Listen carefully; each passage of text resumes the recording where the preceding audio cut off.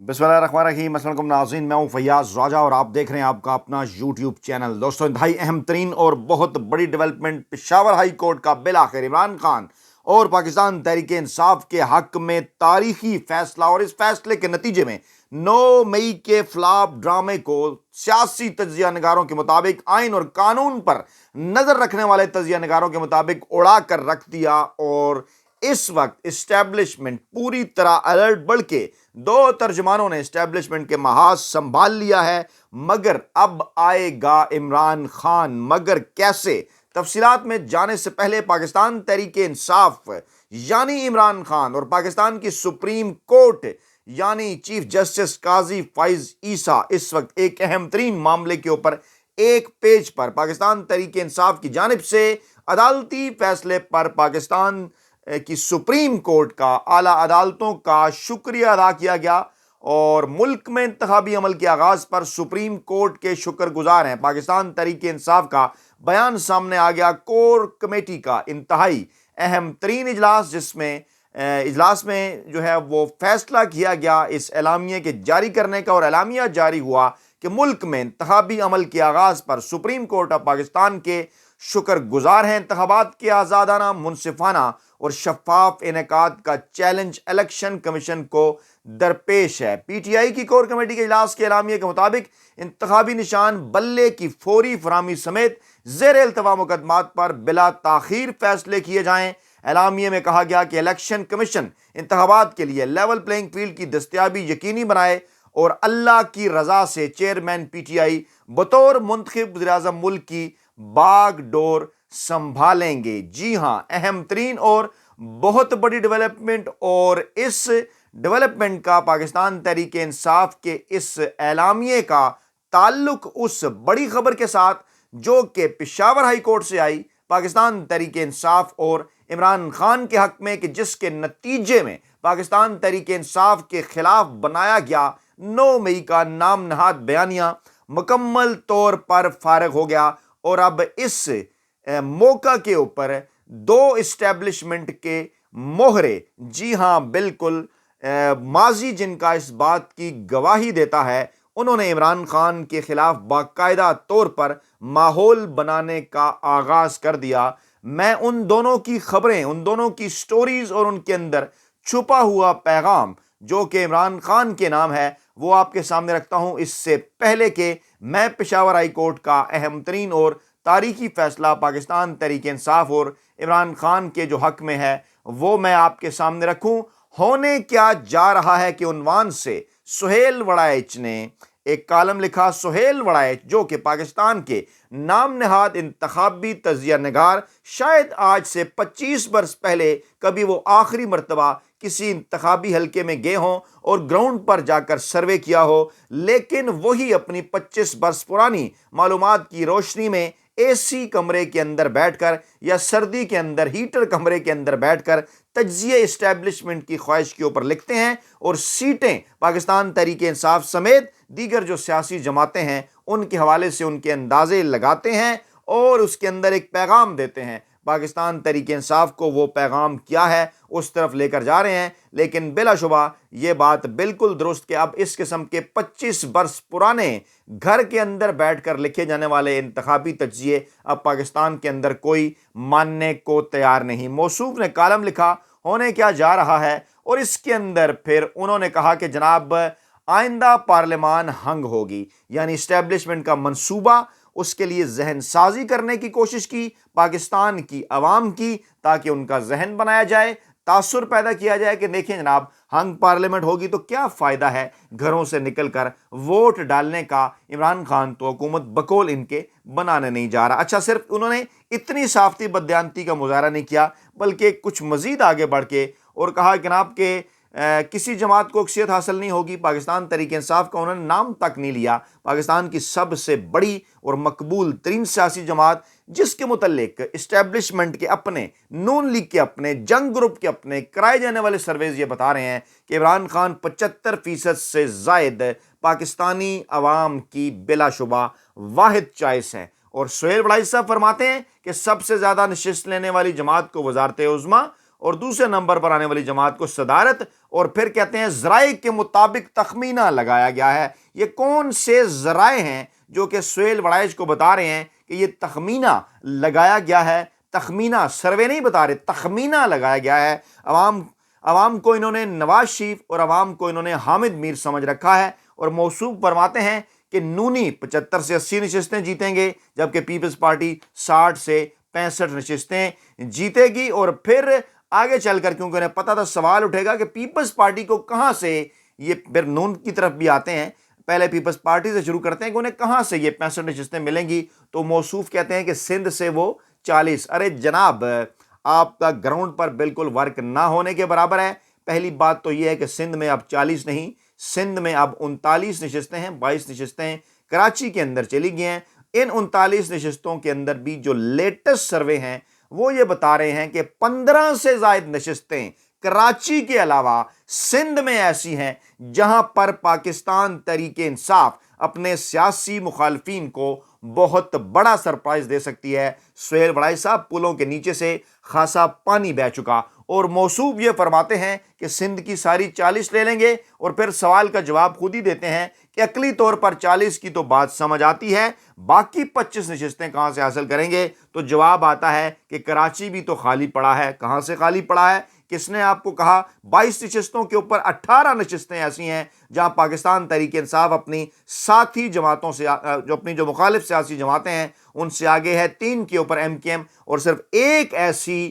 نشست ہے جہاں پر پیپلز پارٹی آگے ہے۔ اور یہ سرویز اسی پلیٹ فارم پر ہم پاکستانی عوام کے سامنے، اپنے ویورز کے سامنے رکھ چکے ہیں۔ دوسرے اپنے چینل پاکستان الیکشن سیل پر بڑی ڈیٹیل کے ساتھ کراچی کا تفصیلی انتخابی جائزہ پیش کر چکے ہیں، اور موصوف فرماتے ہیں ان 40 میں سے 8-10 نشستیں کراچی، اور بھائی 8-10 اگر یہاں سے لے جائیں، سندھ میں بھی آپ کے بقول 40 لے جائیں تو پھر بھی 48 اور 50 ہوئیں، تو 65 نشستیں، باقی 15 آپ نے اپنے کھیسے سے نکال کے انہیں دینی ہے۔ کیوں پاکستانی عوام کو آپ کنفیوز کرتے ہیں؟ سہیل وڑائچ صاحب، 25 برس پہلے شاید کبھی، اس پر بھی ہمیں یقین نہیں ہو سکتا ہے کہ آپ کبھی کوئی انتخابی دانشور رہے ہوں، لیکن اب آپ صحافتی بددیانتی کا مظاہرہ کر رہے ہیں اور پاکستانی اسٹیبلشمنٹ کی خواہش کے اوپر کالم لکھ رہے ہیں، پاکستانی عوام کا ذہن بنانے کے لیے، ان کی ذہن سازی کرنے کے لیے۔ اور پھر موصوف فرماتے ہیں نواز لیگ 75۔ او بھائی، کہاں سے نواز لیگ 75 سے 80 نشستیں جیت جائے گی؟ بقول آپ کے کہ 2018 کے اندر بھی نواز شریف مقبول تھے،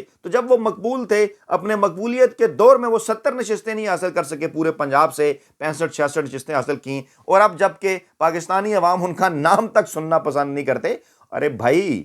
آپ کے خیال میں نواز شریف کوئی ایٹم بم کے دھماکے، کوئی میٹرو اور پتہ نہیں کیا، یا آپ اس کو چھوڑیں موٹر وے؟ جو پاکستان کے بچے، نوجوان نسل 1999 2000 کے بعد پیدا ہوئے ہیں، انہیں نواز شریف کے ماضی کا بھی اور تمام تر چیزوں کا اندازہ ہے۔ ان کے سامنے اس بات کی کیا اہمیت ہے کہ جناب موٹر وے بنائی اور اس قسم کے کام کیے؟ اس وقت 25 برس سے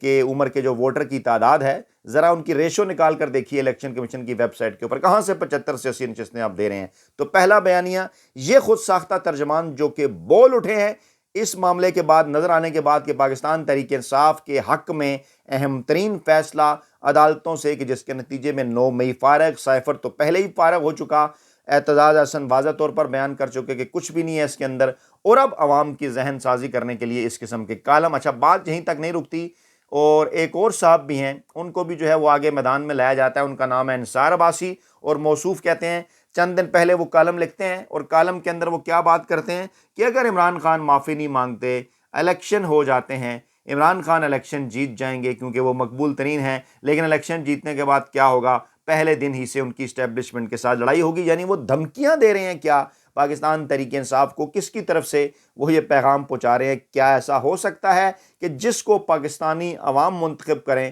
بڑی تعداد میں ووٹ دے کر، اور پھر آپ یہ کہیں گے جناب اس کی حکومت چلنے نہیں دی جائے گی؟ کیا پیغام آپ دے رہے ہیں؟ آپ ہمیشہ سے جو ہے وہ اسی طرح سے اسٹیبلشمنٹ کے کہنے کے اوپر کالم لکھ کر پاکستانی عوام کی ذہن سازی کرنے کی کوشش کرتے ہیں۔ انصار عباسی نے جو آج کا کالم لکھا وہ بھی یہی ہے کہ جناب عمران خان اور نواز شریف کے ہاتھ سے وقت پھسلتا جا رہا ہے۔ اچھا، بیلنس کرنے کے لیے اب انہوں نے کیونکہ بتانے کی یہ کوشش کی کہ یہ دونوں ایک ہی جگہ پر کھڑے ہیں، او بھائی، ایک پاکستان کی عدالتوں سے سزا یافتہ مجرم، مفرور مجرم، جسے آپ کے جنگ گروپ کے پروپیگنڈے کے نتیجے میں جھاڑ پھونچ کر اور اسٹیبلشمنٹ کے ساتھ ڈیل کرنے کے بعد پاکستانی عوام کے سروں پر زبردستی تھوپا جا رہا ہے، اور دوسرا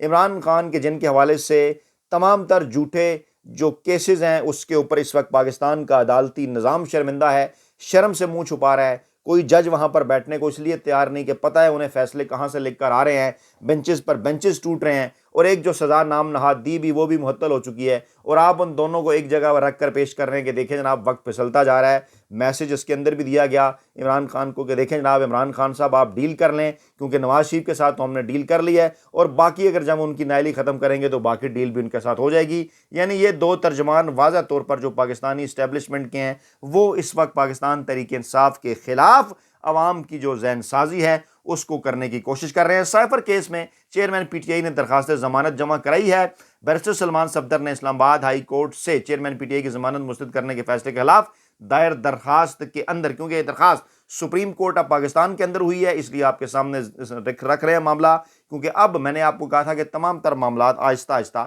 اب عدالتوں سے، چاہے اسلام آباد ہائی کورٹ میں ہوں، نیب میں ہوں، خصوصی عدالت میں ہوں، لاہور ہائی کورٹ میں ہوں، کہیں بھی ہو، وہ تمام اب آہستہ، چاہے دہشت گردی کی عدالتوں میں ہوں، انسداد دہشت گردی کی، اب آہستہ آہستہ جائیں گے وہ سپریم کورٹ آف پاکستان کے پاس، اور وہاں پر عوام دیکھ رہے ہیں کہ وہ چیف جسٹس صاحب جو کہ آئین اور قانون کے حوالے سے دعوے کرتے اور نظر آتے تھے، کیا اب ان سے یہ ایکسپیکٹ کیا جا سکتا ہے کہ عمران خان کے معاملے کے اوپر وہ آئین اور قانون کو پس پش ڈالیں گے؟ اگر ایسا کریں گے تو بلا شبہ تاریخ کے مجرم ہوں گے پاکستان کی عوام، اور پاکستان کی تاریخ انہیں کس نام سے یاد رکھے گی اگر وہ ایسا کام کرتے ہیں؟ تو اس کے لیے کوئی زیادہ غور و فکر کی ضرورت نہیں، سب کو پتہ ہے۔ اور اسی لیے اس وقت جو سپریم کورٹ آف پاکستان کے اندر چیف جسٹس قاضی فائز عیسیٰ صاحب کے اوپر جو بھاری ذمہ داری بنتی ہے وہ یہی بنتی ہے کہ جناب عمران خان جن کے اوپر غیر آئینی اور غیر قانونی کیسز ہیں، جن کو غیر آئینی اور غیر قانونی طریقے سے جیل کے اندر رکھا گیا ہے، ان کے خلاف جو کیسز ہیں ان کی فوری طور پر سماعت کی جائے، جو ان کی درخواستیں ہیں آئین اور قانون کے مطابق فیصلہ کیا جائے، اور آئین اور قانون کے مطابق اگر فیصلہ ہوتا ہے تو بلا شبہ عمران خان بہت جلد پاکستانی عوام میں ہوں گے، اور پھر ایک اور جگہ سے عمران خان کے خلاف دباؤ، پہلے کیونکہ چیف الیکشن کمشنر کا بیان آ گیا کہ میں عمران خان کو بڑا آئیڈلائز کرتا ہوں جناب، اور دیکھیے عمران خان صاحب کو تحمل سے کام لینا چاہیے تھا، جب ایک بار پھر پاکستان تحریک انصاف اور عمران خان نے اگلے قدم کے اوپر کھیلا تو پھر الیکشن کمیشن کی چابی کہیں سے دی گئی، گچی اس کی مروڑی گئی، تو الیکشن کمیشن کا بیان آ گیا کمشنر کا کہ جناب عمران خان کے دور میں ہم دباؤ میں نہیں آئے اور نہ ہی آئندہ آئیں گے۔ او بھائی کس نے آپ کو کہا؟ اس وقت کسی پاکستان کے اندر کسی بچے سے بھی پوچھ لیں کہ آپ کس کے دباؤ کے اندر کام کر رہے ہیں چیف الیکشن کمشنر صاحب، تو ابھی آپ کس کے دباؤ کے نتیجے میں آپ نے جو ہے وہ یو ٹرن تو لفظ استعمال کرتے ہیں نا، ایک محاورہ ہے تھوک چاٹا، کو برا یہ مطلب محاورہ ہے، یہ نہیں کہ ہم آپ کے لیے ایسا لفظ استعمال کر رہے ہیں، آپ نے تھوک چاٹنے سے مراد یہی ہے نا کہ چند دن پہلے آپ کا موقف تھا کہ آپ نہیں ملنا چاہتے صدر سے اگر وہ بلائیں، اور آپ بھاگم بھاگ آپ قاضی فائز عیسیٰ صاحب کے کہنے پہ پہنچ رہے ہیں، تو قاضی صاحب کو بھی کہیں سے کچھ میسج، جو لوگ یہ دعویٰ کر رہے ہیں کہ جناب یہ جو آنن فانن سب کچھ ہو گیا، سارے اچھے بچے بن گئے، اچھی باتیں چاہتے ہیں، تو سوال تو وہ اٹھا رہے ہیں کہ سپریم کورٹ آف پاکستان یا قاضی فائز عیسیٰ صاحب کو، کیونکہ اس سے پہلے میمو کے حوالے سے بھی کئی چیزیں پاکستانی عوام کے سامنے ہیں کہ افتخار چودھری، یہ تو ٹویٹ ہے حامد میر کا کہ افتخار چودھری کی یا نواز شریف کی یا کیانی صاحب کی یا شجاع پاشا صاحب کی جو خواہش تھی اس کے مطابق ہی کیوں میمو کیس کا جو فیصلہ ہے وہ آتا ہے۔ تو تاریخ اس قسم کی چیزیں تاریخ کے وہ کہتے ہیں نا تاریخ کے صفحات میں محفوظ ہے، اور پاکستان کی نوجوان نسل کو بڑا شوق ہے ریسرچ کا، آپ کو سوشل میڈیا سے اس بات کا اندازہ تو ہو گیا ہوگا، تو اس لیے اس مرتبہ جو ہے وہ دال گلتی نظر نہیں آ رہی الیکشن کمیشن آپ کی، اور آپ یہ جو کہہ رہے ہیں کہ جناب عمران خان انتخابات پر توجہ دیں اور الزام نہ لگائیں، یہ وہ آپ کو چاہیے آپ الیکشن پر توجہ دیں، تمام سیاسی جماعتوں کو آپ جو ہے وہ لیول پلینگ فیلڈ فراہم کریں، کیونکہ اب فیصلہ آ چکا ہے جس کی طرف ہم لے کر جا رہے ہیں، جو بڑی خبر ہے پشاور ہائی کورٹ کا، کہ جس نے تمام جو عمران خان کی مخالف سیاسی جماعتیں ہیں وہ اب کیونکہ پریشانی کا شکار ہونے والی ہیں، کیونکہ اب یہ تو نہیں ہو سکتا کہ اس فیصلے کے خلاف وہ سپریم کورٹ چلے جائیں اور وہاں اس کے خلاف سٹے لے آئیں جیسے دیگر فیصلے ہوتے ہیں، کیونکہ پشاور ہائی کورٹ کا فیصلہ ہے کہ پی ٹی آئی کو قانون کے تحت انتخابی مہم چلانے اور جلسوں کی بالکل دیگر سیاسی جماعتوں کی طرح مکمل طور پر اجازت ہے۔ اور سوچئے ذرا کہ اگر پاکستان تحریک انصاف نے 9 مئی کیا ہوتا یا ان کے خلاف کوئی ایسا فیصلہ ہوتا یا ثبوت ہوتے، تو کیا عدالت یہ معاملہ یا یہ فیصلہ کرتی؟ اس فیصلے سے یہ ثابت ہوتا ہے کہ 9 مئی مکمل فارغ ہے، عدالتی فیصلہ آ گیا، اور اب نئے طریقہ کار کے تحت اسٹیبلشمنٹ کے کچھ مزید مہروں کو الرٹ کر دیا گیا، کیونکہ اب آئے گا عمران، اگر جب عمران عوام کے درمیان آئے گا تو ڈیفینیٹلی عمران آئے گا، اور اگر آپ نے عمران کو قید کر کے رکھا تھا پھر کون سے الیکشن ہے؟